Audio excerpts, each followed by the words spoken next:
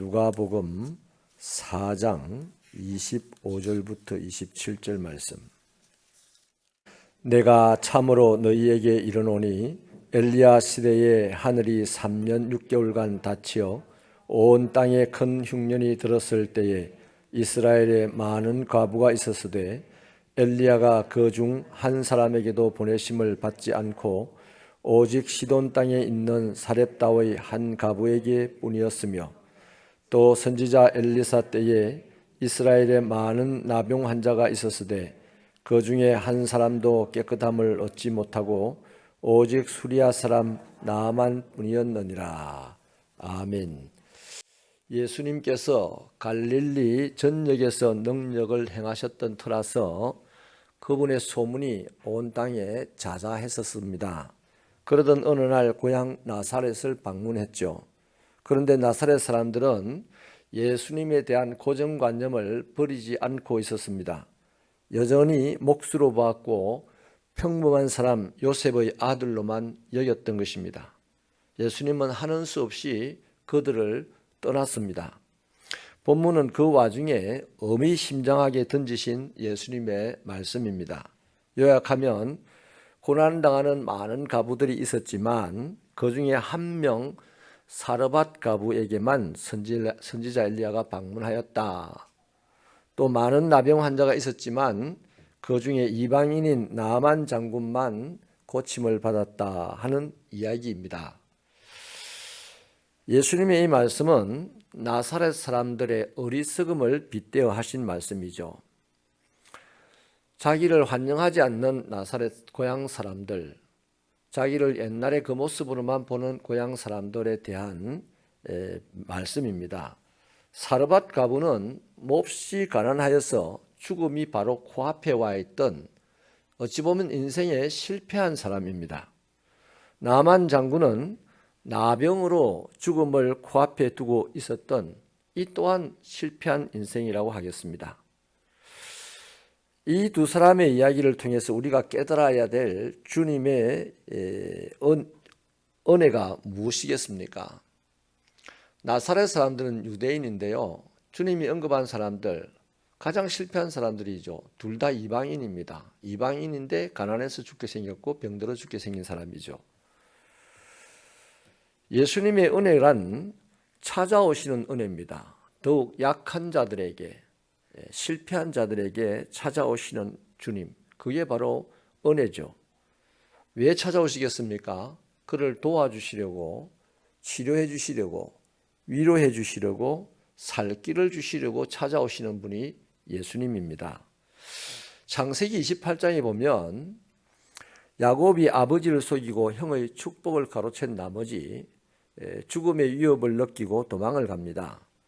물론 자기 잘못 때문이긴 하지만 아무리 생각해도 앞날이 캄캄한 사람이었습니다. 자기 곁에 아무도 없다고 생각하니까 두려울 것밖에 없었죠. 잠이 안 왔습니다. 그런 그에게 하나님이 찾아오셨습니다. 그리고 말씀하시기를 나는 아브라함의 하나님이다. 아브라함의 복을 내게 주기 위해서 내가 너와 함께 할 것이고 네가 돌아오기까지 내가 너를 지킬 것이다. 이런 말씀을 주셨어요. 야곱이 찾아간 건 아니죠. 이미 인격이 실패한 인격이라서 죽을 길을 가고 있는 사람인데 하나님이 찾아오신 겁니다. 왜? 살려주시려고, 인물 만드시려고요. 여러분, 오늘 저와 여러분도 어떤 이유로든 어렵고 또 힘들고 괴로운 일이 있어서 두려움을 느낍니까? 또 밤에 잠을 설치해야 됩니까?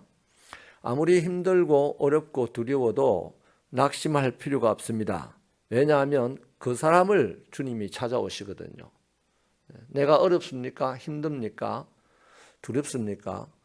그 사람에게 주님이 찾아가십니다. 나 아무 일 없어요. 이런 사람에게 주님 찾아가시지 않죠.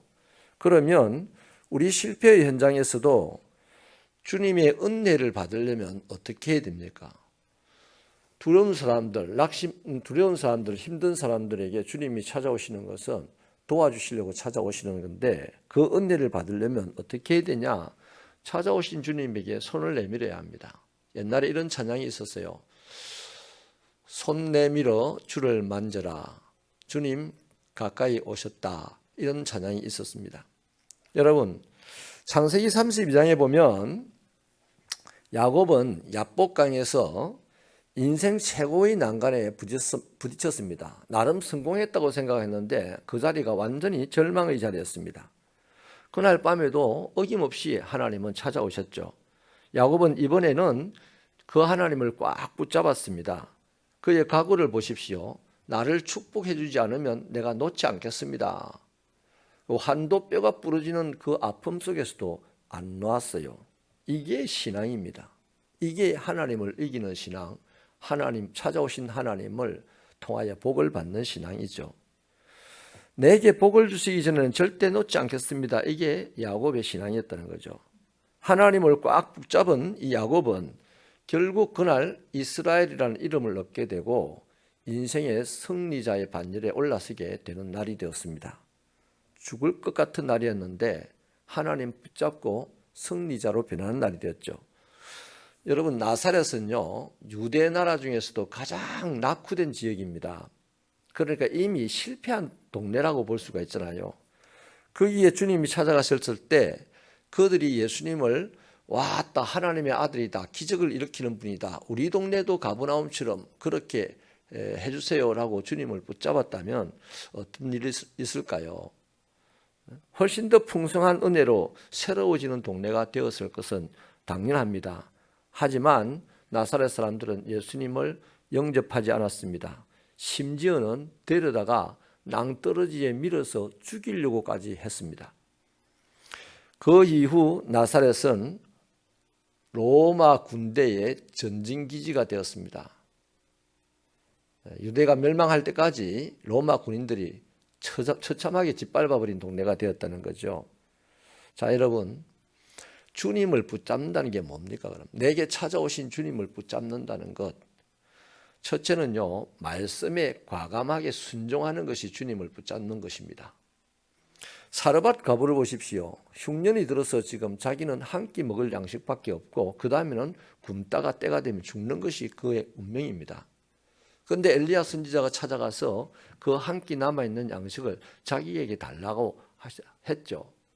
그 말에 그냥 순종이 되겠습니까? 과감하지 않으면 순종이 안 됩니다. 여러분, 하나님의 말씀에 순종을 그냥 할 수 있는 게 아니에요. 과감해야만 순종할 수 있습니다. 맞지 않습니까? 그래서 그녀는 그 과감하게 자기 한 끼 남은 것을 아까워하지 않고 말씀에 순종하여 선지자에게 들었더니 그날부터 흉년을 벗어나는 완벽한 하나님의 은혜를 입은 것이죠. 이제 실패자가 나눠주는 인생을 살게 되는 거죠. 둘째는요, 뭐가 예수님을 붙잡는 것이냐? 지금 예수님이 안 보이잖아요. 그래서 드리는 말씀입니다. 이 보이지 않는 예수님이 찾아오셨대요. 그 예수님을 붙잡는 거, 꽉 붙잡는 방법이 하나는 과감하게 말씀에 순종하는 것이 꽉 붙잡는 방법이고, 또 다른 하나는요, 한번 따라 하십시다. 자존심을 내려놓고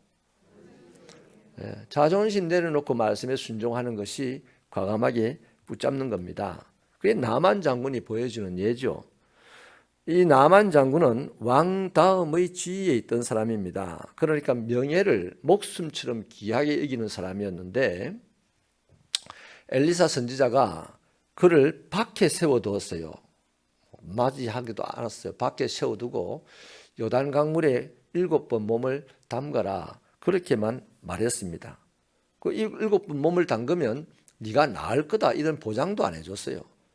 그냥 찾아온 사람을 밖에 세워둔 채로 요단강에 가서 7번 몸 담그세요 하고 끝내버렸어요. 얼마나 자존심이 상할 일입니까? 여러분, 이러한 자존심을 상할 일 앞에서도 나아만은 결국 자존심을 내려놓습니다. 엘리사의 말씀을 붙잡고 요단강물에 7번 들어갔다가 나왔다 들어갔다 나왔다 하는 사이에 백설같이 깨끗한 피부를 얻게 되죠. 치료를 받게 되죠. 여러분, 실패한 사람이랄지라도, 그것 때문에 두렵고 힘들지라도 그 사람에게는 반드시 예수님은 찾아오십니다. 은혜로운 분이기 때문에 찾아오신 예수님을 붙잡기만 하면 살 수 있어요. 그런데 붙잡아도 세상 풍파가 바람을 불러일으키니 내가 살짝 붙잡으면 금방 놓치게 됩니다. 근데 꽉 붙잡아야 돼요. 꽉 붙잡는 방법이 두 가지입니다. 과감하게 말씀에 순종하고 자존심 내려놓고 말씀에 순종하는 그것이 예수님을 꽉 붙잡는 거예요. 여러분, 사실 자존심을 내려놓고 과감하게 예수님의 말씀에 순종한다는 것이 쉽지는 않습니다. 왜냐하면 예수님의 말씀은 어려움 가운데 있는 나에게 마지막 남은 시간, 마지막 남은 물질, 마지막 남은 건강까지도 내놔라 하는 게 주님의 말씀이거든요. 그래요. 솔직히 마지막 남은 이거 그냥 꺼져버릴 것 같은 이거를 내가 지고 있으면 그거 꺼져버리면 끝이잖아요. 근데 꺼져버릴 것 같은 이 심지를 주님에게 맡겼더니 주님은 그 꺼져가는 심지를 끄지 않는 분이 주님이다 이 말이죠. 너무 간단하지 않습니까? 주님에게 나를 드리면 돼요. 여러분, 말씀을 이용해 먹는 사람들이 지천에 널려있는 이 크리스찬 세계 속에 이제는 말씀이 이루어지기를 위해서 내 몸을 드리는 것, 내 시간을 드리는 것, 내 건강을 드리는 것, 그러한 신앙생활을 하는 사람 하나님이 지금 찾고 계십니다. 여러분, 이 세상은 내가 실패하면 다 떠나요. 저도 옛날에 실패한 경험이 있는데 우리 형제들도 나를 보고 오지 마라 하더라고요. 너무너무 외롭고 쓸쓸했습니다. 그런데 나를 이끌으셨던 목사님은 그 추석 그 좋은 명절에도 3일 동안 나를 위해서 금식해 주더라고요. 그래서 예수 사랑이 형제 사랑보다 훨씬 크다는 것을 경험을 했습니다. 여러분, 내가 실패하면 세상이 떠난다는 것은 욥의 아내를 통해서 우리는 이미 봤고 당자의 친구를 통해서 이미 봤잖아요. 또 우리도 실제로 경험도 해봤지 않습니까? 그런데 하나님은 내가 실패했을 때 찾아오시는 분입니다. 은혜 주시려고, 도와주시려고. 그 하나님을 실패자가 살아나려면 붙잡지 않고는 안 돼요. 근데 살짝 붙잡아서 안 되고 확 붙잡아야 돼요. 바로 그것이 실패자가 인생을 다시 살 수 있는 시작점이 되는 거죠. 그렇다면 이제 말씀을 정리하겠습니다. 예수를 믿는 사람에게 실패는 끝이 아니에요. 드디어 예수님과 함께 성공을 위한 출발선에 선 겁니다. 맞습니까? 그 사람 완전히 새로운 경험을 할 거예요. 근데 오늘 이 시대에 지천에 예수 믿는 사람이 널려 있는데 왜 다 실패할까요? 왜 성공하지 못할까요? 왜 답답하게 살까요? 사람 보기에 예수님 붙잡고 살아가는 것 같지만 실제로 예수님 가시는 걸음에 붙잡혀서 가지 못하고 있어요. 자존심 때문에 못 갑니다. 과감하지 못해서 못 갑니다. 과감하게 말씀에 순종하시고 자존심 내려놓고 말씀에 순종하셔서 예수님과 함께 동행하므로 이 세상이 초막이라도 궁궐같이 되는 역사가 있게 되기를 축원합니다. 하나님 감사합니다. 우리를 아버지 하나님의 사랑 가운데 불러내시고 때로는 넘어지고 실패하고 좌절 속에서 헤맨다 할지라도 적각 찾아오시는 주님, 그런데 우리는 그 주님을 붙잡지 아니하므로 주님이 찾아왔는지도 모르고 그냥 헤매고 있을 때가 많습니다. 주님, 무조건 실패한 자들에게는 찾아오시는 분이 주님이시요 그들을 일으키고자 하는 분이 주님이시니 주님 말고 이렇게 하실 수 있는 분이 이 세상에 단 한 명도 없고 어떤 신도 없으므로 이제 이 사실, 이 진리를 받고 내가 힘들고 괴로울 때 주님을 꽉 붙잡고 살아가는 인생이 되게 하여 주시옵소서. 아버지 하나님, 과감하게 예수님의 말씀에 순종하고 때로는 마음이 상하고 자존심이 상하여도 그걸 내려놓고 주님의 말씀에 순종할 때 반드시 그 말씀의 위력을 당장 경험할 줄 믿습니다. 그런 신령한 축복이 우리들의 일상에 있게 하여 주옵소서. 하나님의 은혜가 소 뒷발 쥐잡기라든지 몇십 년 만에 한 번 경험하는 대단한 것이 되지 말게 하시고 하나님의 은혜가 아침마다 저녁마다 날마다 새로운 것이 되도록 우리의 일상이 되게 하여 주시옵소서. 예수님의 이름으로 기도하옵나이다.